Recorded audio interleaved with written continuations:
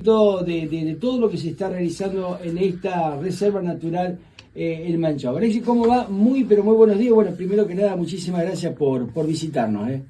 ¿Qué tal, Ricardo? Buenos días a toda la audiencia, a toda la gente que está acá en la radio. Recién hacías mención, vos decías Sierras de Ambato y Reserva Natural El Manchao.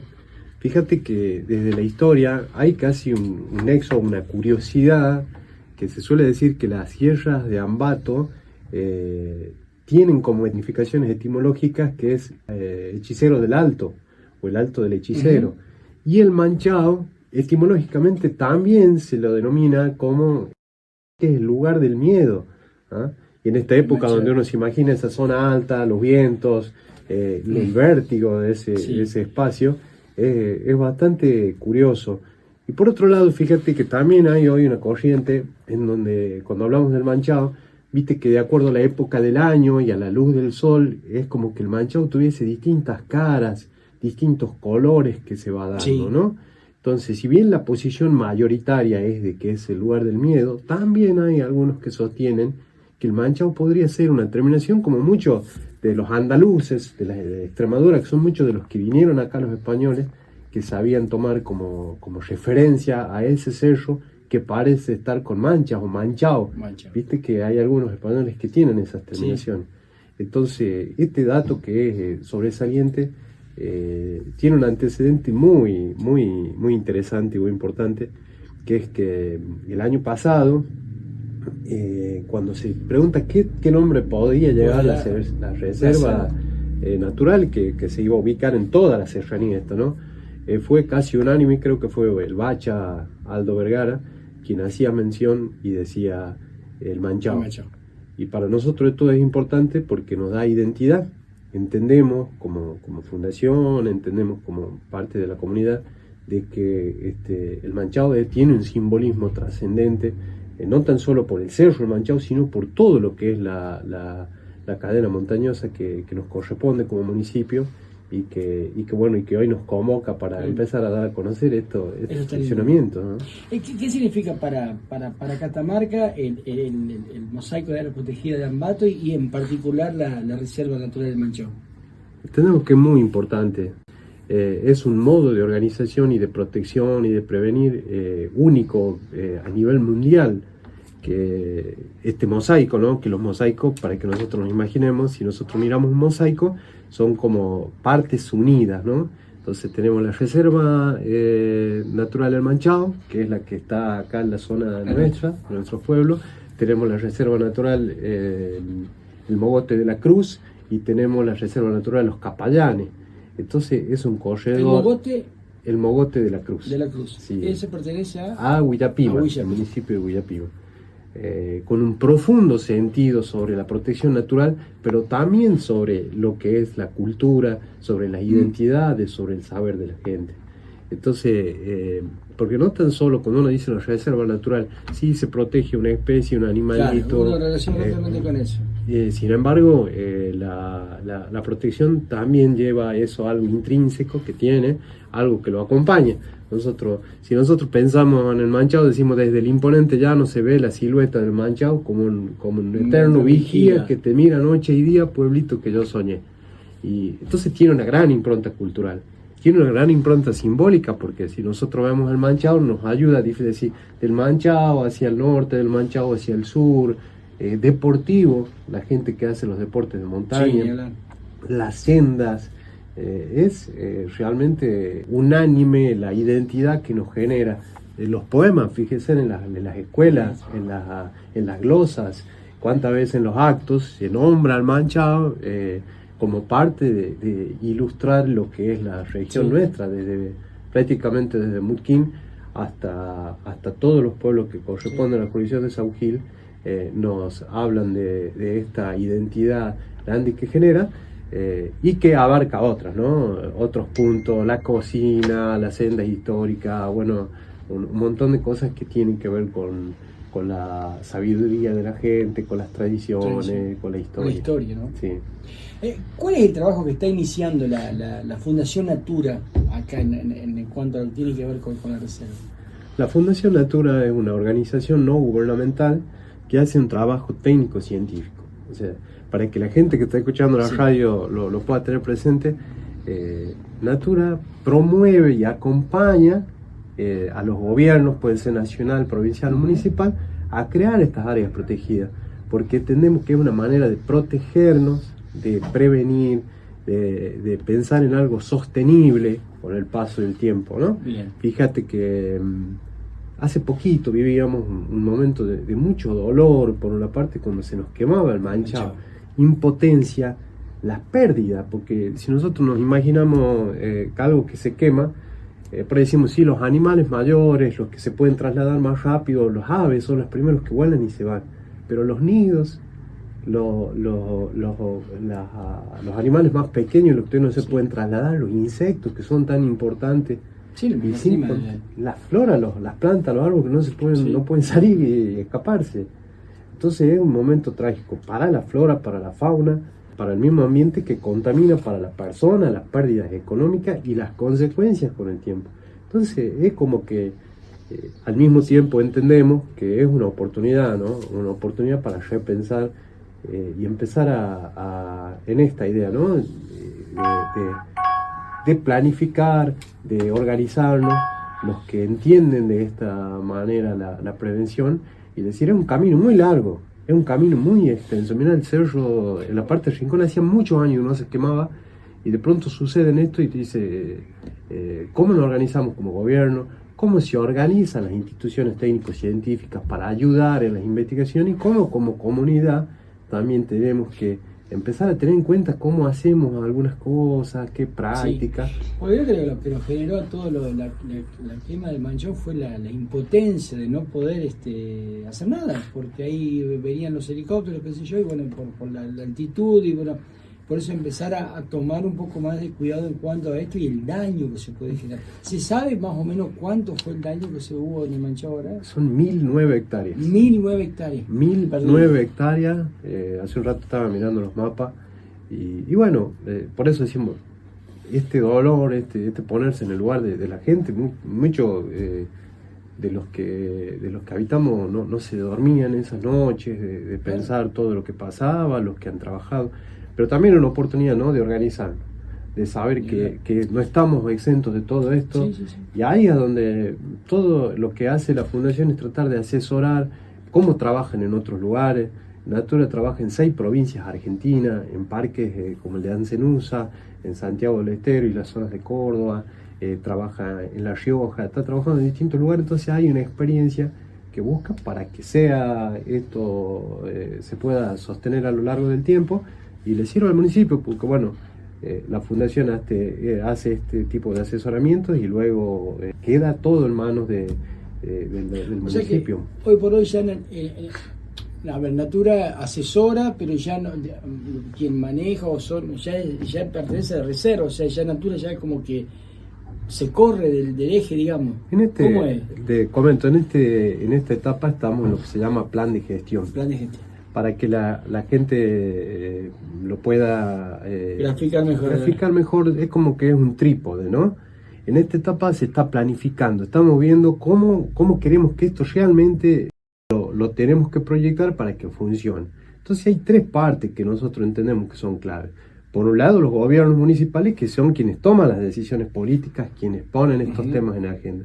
Por otro lado, es el estudio técnico-científico, es decir, decimos cuáles son las especies, cuáles son los sectores, cuáles son pero por otro lado está la comunidad. Por eso se hacen talleres participativos. ¿Por qué? Porque no podemos pensar en una reserva sin la gente. No podemos pensar en una reserva en donde la gente esté ajena a su afecto, a su sentimiento, a su andar, a su conocimiento, a reconocer sus prácticas, a saber cómo ellos ya viven de hace cientos de años en esta región y conserva esta pureza. ¿Qué tenemos que mejorar? ¿Qué prácticas tenemos que sostener y qué prácticas tenemos que quizás abandonar porque nos hacen mucho daño?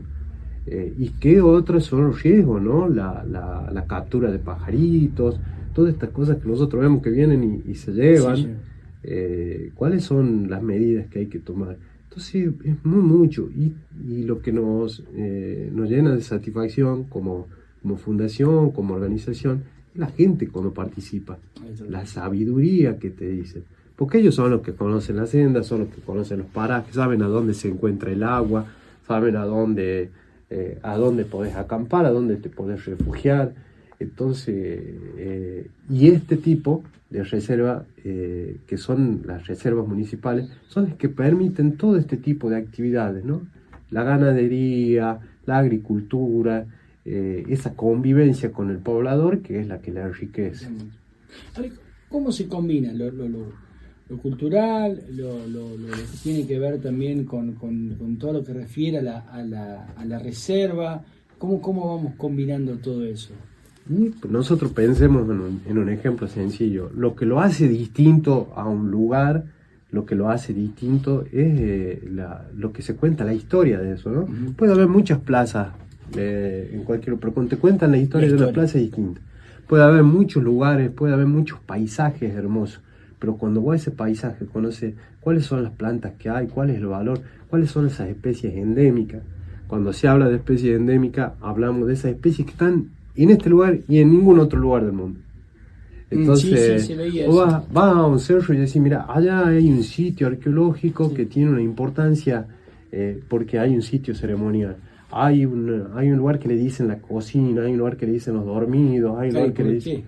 Y cuando te cuentan ya el propio nombre, te dicen, ¿por qué le dicen tal cosa? Entonces, y eso es lo que se busca combinar, ¿no? Investiguemos desde la historia, investiguemos desde la biología, los biólogos, pero la gente le da ese valor agregado. Entonces vos el día de mañana te invitan a pasear por Joyango y te dicen, sí, allá está el Sombra y Toro, allá está la cocina, y vos ya decís, mira, que esto tiene esa otra carga. No podemos pensar una cosa separada de la otra. Y la reserva natural, entendemos nosotros que se va a sostener de esa manera y lo acompañamos al municipio, lo promovemos, tratamos de generar estos espacios de diálogo, se llama, ¿no? En donde nos sentamos, hablamos de este proyecto, ¿no? Nosotros podemos imaginarnos como un equipo de remo, ¿no? O un equipo de fútbol. Hay alguien que te ayuda desde lo técnico. Claro, pero los que van a manejar concretamente van a ser los jugadores, va a ser el municipio y la gente de nuestros pueblos. Ale, bueno, ¿y esto qué oportunidades abre de trabajo para el futuro? Cuando hablas recién de turismo, producción, educación, son algunas de las patas también, o de la misma identidad también de toda la gente que compone esto. Muy, muy importante la pregunta que haces y es destacar que lo primero que se busca es preservar. ¿Para qué? Para que podamos conocer, para que podamos investigar, para que los mismos chicos puedan educarse. Y por otro lado también pensar en que así como nosotros lo podemos disfrutar, hay gente que cuidadosamente puede recorrerlo, gente que cuidadosamente puede dejar que esto siga, ¿no? Cuando hablamos de este turismo, un turismo sostenible, un turismo sano, en donde vos decís, quiero recorrer en rincones tal lugar y quiero ir a Joyango tal, y sabemos que no va a ir tirando bolsas, que no va a ir tirando basura, que no va a ir prendiendo fuego, que no va a generar daños que después se nos generan esta impotencia, no decir, no, porque fui con la gente, se han puesto a hacer fuego, se lo fue de control y se nos murieron especies que viven acá y en ningún otro lugar del mundo, o en el peor de los casos corremos riesgo de que pérdida humana, ¿no? Que pasan en muchos lugares del país. ¿Por qué es tan importante comenzar con este proceso justo ahora? Es muy importante porque todavía, como lo decíamos recién, entendemos que es importante porque todavía conservamos esos estados naturales de pureza de especie.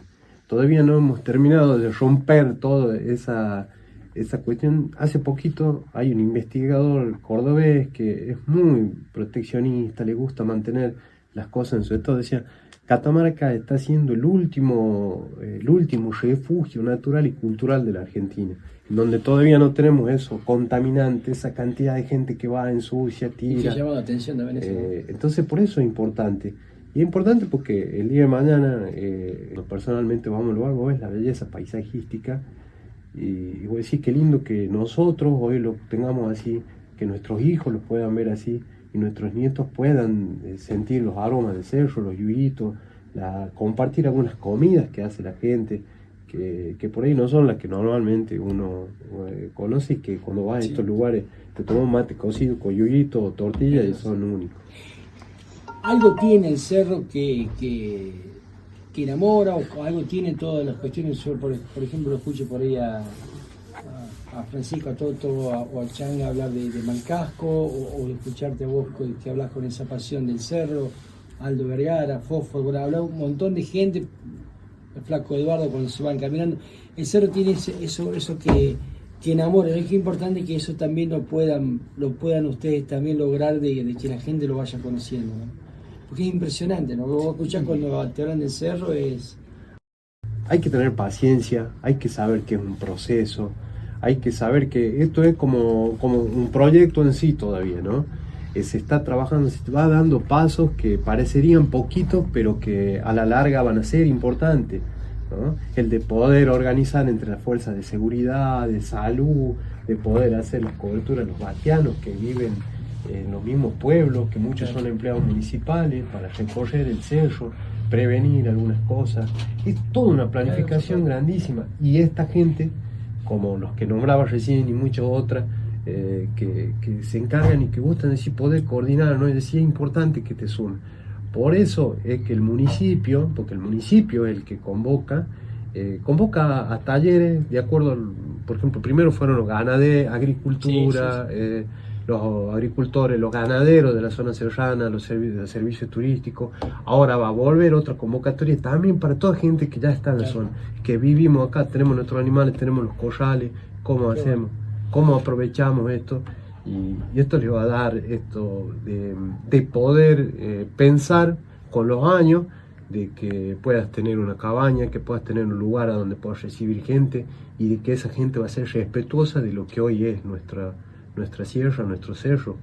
Y ahí se van a cumplir un rol importante también aquellos que los saberes locales, aquellos que cumplen con el tema de las plantas serranas, de las comidas, y un montón de cosas se va involucrando, ¿no? Totalmente, la gente te cuenta, dice, el yuyo no lo podés cortar en esta fecha, lo tenés que cortar en tal otra. Entonces vos decís, vas con gente en caminata, la gente, los guías de eso van a tener que ser capacitados para evitar esto, ¿no? Me corte la hierba el arca, me corte me corte cualquiera la barba de piedra, o hice tal y le produjo un daño que la planta no vuelve a crecer. Entonces toda esta capacitación, ellos conocen quiénes son los animales de quién, ellos son los que saben a dónde van a encontrar. Eso es la gente que se busca, que se sume, y bueno, y por sobre todo la protección de un valor tan cultural y tan natural y cultural como es el agua. Nosotros tenemos el agua, que es la que nos da vida. Sí. Entonces proteger el agua para la fundación y para los vecinos y para los gobiernos es clave. El agua, las nacientes de agua, las vertientes, son muy importantes para que esa agüita que hoy nos da vida y que la tratamos de cuidar al extremo en algunas épocas del año, decir que pueda seguir, ¿no? Que no nos vengan a extraer a gran escala o se nos produzca eso que vemos en otros lugares. Así que esas son las ideas, y bueno, la fundación hace esto, ¿no? En el caso hay equipos, hay biólogos, hay personas que trabajan desde lo educativo, hay personas como yo que trabajan desde lo histórico-cultural, y así se conforma todo el equipo. Y de ahí se va armando toda la... Y nos llegamos a los municipios y hablamos, en este caso, con el municipio de Sao Gil. El municipio de Sao Gil está llevando adelante la reserva, y bueno, tener paciencia, ¿no? Porque tanto para los gobiernos como los vecinos, sí, ¿por qué esto, por lo otro? Y la verdad es que va a llevar su tiempo, ojalá que nuestra generación pueda ver algo, si todo funciona, pero de que el día de mañana podamos decir, bueno, dimos estos primeros pasos y esto sigue. ¿Cómo se promueve la coordinación entre la fundación, el municipio y bueno y todos nosotros, la comunidad, sin que se generen conflictos? Porque bueno, ahora cuando recién se empezó a hablar de la fundación, de la reserva, de así, pero yo tengo esto, lo otro, entonces sin entrar en discordia, ¿cómo lo coordinamos, cómo lo hacemos esto? Con espacios de participación, en los talleres de participación. En los talleres de participación te viene el hombre que tiene el corral en tal lado, te viene el que tiene un sembrado. Si bien es cierto, también es importante aclarar que nuestra reserva da prácticamente donde empieza la peña, o sea, donde empieza ya, no es una zona cultivable ni nada de eso, Pero bueno, es importante que participen quienes tienen esta zona. ¿Cómo podemos hacer para que esto siga? ¿Cómo convivieron esos animalitos con la propia naturaleza? ¿Cómo podemos hacer para mejorar esa preservación?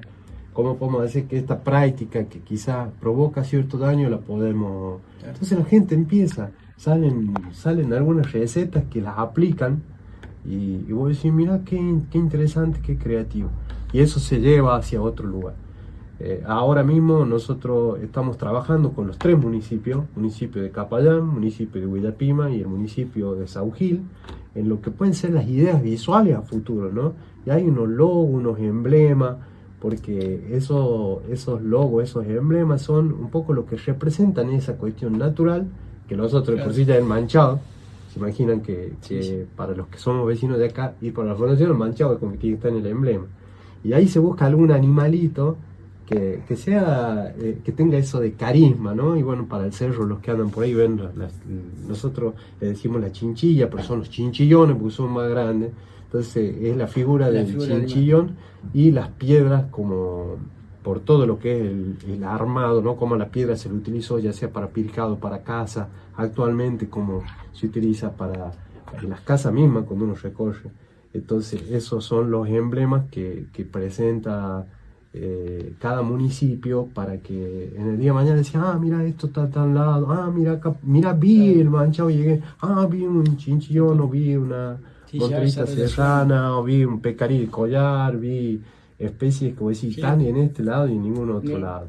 Ale, ya se va a trabajar, se va a ver algo de la fundación, de asesoramiento, de reuniones, estamos a próximo un par de meses de mucha gente que empieza a ir por el cerro al encuentro de la Virgen Morena. Bueno, se trabaja ya en esto, es decir, bueno, cómo lo vamos a ir coordinando con los guías de, no sé, el tema de la realización de fuego, de que no haya residuos, como para hacer también la bajada de la gente. Es muy interesante la pregunta, por lo que un poco nos permite aclarar cuál es la función de la Fundación No Natura. Natura lo que hace son como asesoramientos técnicos. Por ejemplo, el que tiene a cargo toda el área en sí, el ente de aplicación es el municipio. El municipio, de hecho, el municipio viene gestionando la posibilidad de hacer estas capacitaciones para los guías, para los que acompañan, no por decir por dónde tenés que ir, porque eso lo saben los de acá, sino decir qué medidas le podemos recomendar a quien nos acompañe para evitar que tiren las bolsas, que tiren los papeles, que se ensucien los arroyitos. Entonces, esas recomendaciones. O algún otro tipo de coordinación, es decir, cómo puede coordinar seguridad municipal, bombero voluntario, salud, cómo se puede traer experiencias de otros lugares. Pero bueno, es como decir, un órgano que puede traer esa experiencia de otras áreas para mejorar lo que tenemos. Y después ya obviamente los municipios empiezan a coordinar. Con la policía, con los bomberos, con el hospital, con quien creen necesario. La verdad que es sumamente importante y avanzar con todo esto. Pero bueno, agradecerte muchísimo por esta visita y ojalá que sea la primera de varias para hablar e interiorizarnos un poquito de esta labor tan linda que llevan adelante y tan compleja y que nos tiene que involucrar a todos. Así que muy agradecido. Bueno, muchas gracias, Ricky. Y dos cositas. Sí. Por un lado, es una responsabilidad hermosa para mí trabajar en esto que nos gusta y que la Fundación Natura me haya permitido sumar desde la curiosidad y desde lo que uno estudia. Y por otro lado también, si así lo permiten los tiempos, quizás vengamos con la gente, ¿no? Con el fósforo, con Bacha, con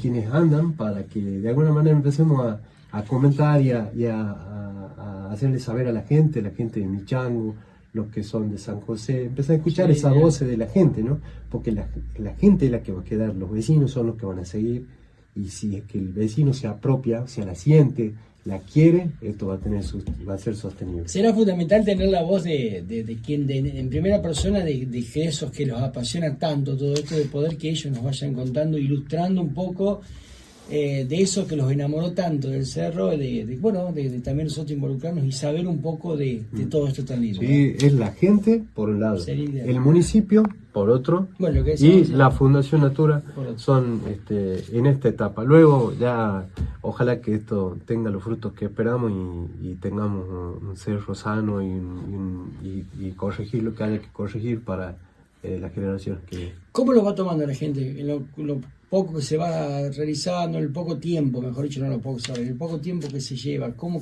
lo asimiló a la gente? A medida que va pasando el tiempo se va entendiendo. A medida que va pasando... Porque había mucho miedo también, ¿no? Sí, si nos van a cerrar todo, no vamos a poder entrar. Sí, la información se ha ido llegando más, se pudo hablar, ahora ya estamos en la etapa esa de los procesos de participación, entonces la gente llega, se habla, se conversa más o menos, empiezan a conocer también a quienes integran, empiezan a ser más familiares las caras y en esto, ¿no? Y el municipio también empieza a fijar sus representantes que son los que van a tener esta responsabilidad. Entonces esto es positivo para nosotros y poder dar a conocer los resultados de las investigaciones, porque la Fundación va a llegar a un momento en que se va a dejar porque siguen en otros proyectos, en otros lugares que también se busca preservar.